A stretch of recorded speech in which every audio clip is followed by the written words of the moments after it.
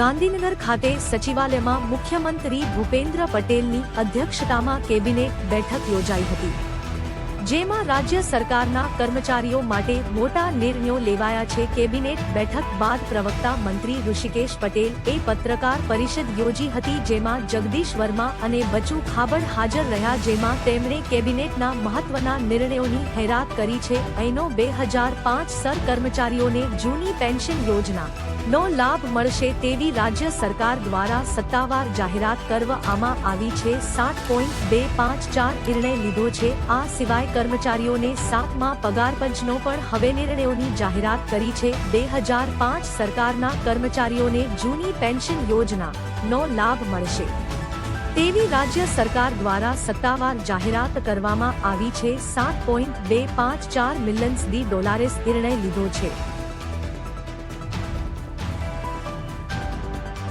આ સિવાય કર્મચારીઓને 7મા પગાર પંચનો પણ હવે લાભ મળશે।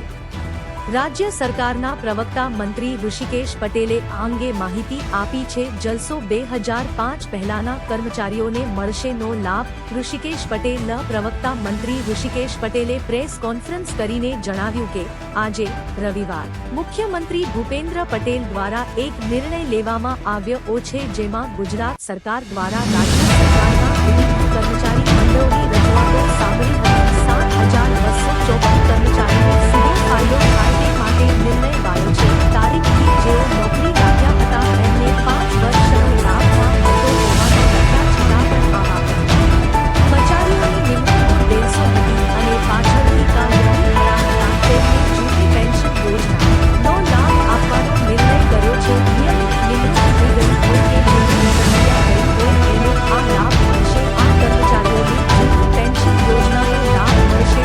તેમને ઉચ્ચ ફીસ આપવામાં સ્વીકારવામાં રૂપિયાનો 4 શાકાજી મંદિર બાકી રહી ગયા કમિટી જશે ખૂબ ઝડપથી નિર્ણય લેવાની સૂચના અને 5 વર્ષનો લાભ ન મળતો હોવાનું લખ્યા છતાં પણ આવા કર્મચારીઓની નિમણૂક થઈ હતી અને પાછળથી કાયમી થયા હતા તેમને જૂની પેન્શન નો લાભ આપવાનો નિર્ણય કર્યો છે। નિયમિત નિમણૂક થઈ ગઈ હોય કે નિમણૂક પ્રક્રિયા ગઈ હોય એને આ લાભ મળશે। આ કર્મચારીઓને જૂની પેન્શન યોજનાનો લાભ મળશે। તેમને ઉચ્ચ મુસાફરી ભથ્થું 7મા પગાર પંચ પ્રમાણે આપવામાં આવશે। તાત્કાલિક સ્વીકારવામાં આવેલ મુદ્દાઓથી સરકારને 200 કરોડ રૂપિયાનો બોજો પડશે। હવે જે બાકીના મુદ્દા બાકી રહી ગયા છે, જે આગળ વધારે અભ્યાસ કરી કમિટી બેસી ખૂબ ઝડપથી નિર્ણય લેવાની સૂચના આપવામાં આવી છે। ઋષિકેશ પટેલે જણાવ્યું કે આનું ભારણ કેટલું તે નક્કી નથી, પણ એનો પરિપત્ર સરકાર નક્કી કરશે। ફિક્સ પે મુદ્દે મંત્રીએ જણાવ્યું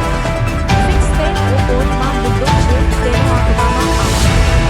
તાત્કાલિક અસરથી સ્વીકારવામાં આવેલ મુદ્દાઓથી સરકારને 200 કરોડ રૂપિયાનો બોજો પડશે।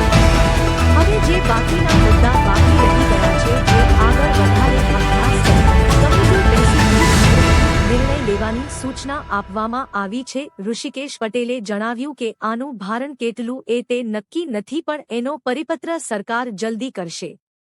ફિક્સ પે મુદ્દે મંત્રીએ જણાવ્યું કે ફિક્સ પેનો કોર્ટમાં મુદ્દો હેતેનો